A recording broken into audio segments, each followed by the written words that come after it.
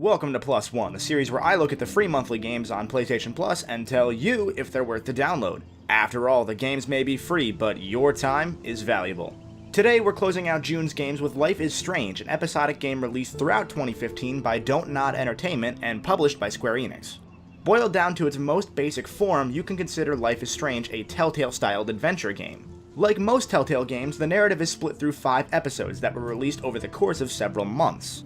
Like most Telltale games, you can more or less platinum the game just by playing and being diligent when collecting things. In this game's case, those are 10 optional photos that the main character Max can take per episode. Unlike most Telltale games though, this adventure grabbed me. For the purposes of this video, I only recorded about an hour of footage, but I couldn't put the game down, so I ended up playing another hour or two late into the night just to absorb everything the game had to offer. You play the game as Max, a shy, awkward teenage girl who's moved back to her hometown to attend a prestigious high school. She soon finds out that, for some reason, she can rewind time at will, and this becomes the core mechanic of the game. You ever just freeze when making a choice in a Telltale game? This mechanic kills that feeling and replaces it with something much more meaningful. Instead of wondering if you made the right choice and maybe reloading a save file to find out, Life is Strange lets you physically go back and adjust your responses to questions or events. For example, you may pull down a box and accidentally break your friend Chloe's snow globe, but with the press of the L2 button, the snow globe doesn't have to suffer. This goes for dialogue choices too. Max can learn the answer to a question given by her teacher, go back and look smart for getting the question right.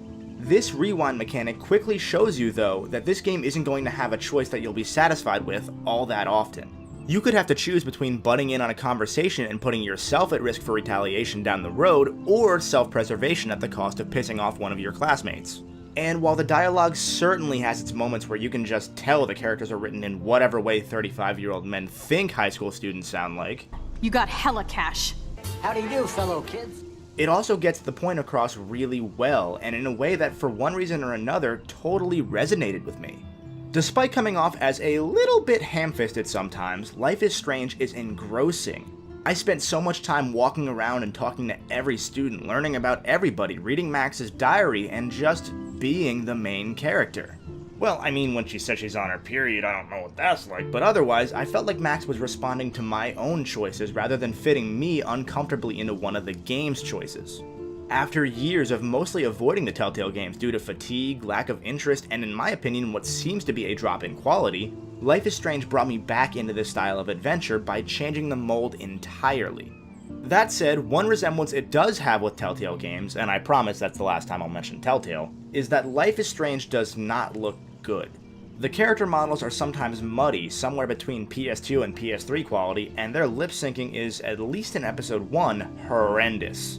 But I quickly got over how jarring that was because this game sets up a beautiful atmosphere. The melancholy guitar tunes that sometimes play in the background, the gorgeous lighting that really loves to play up sunsets, the cinematic camera angles.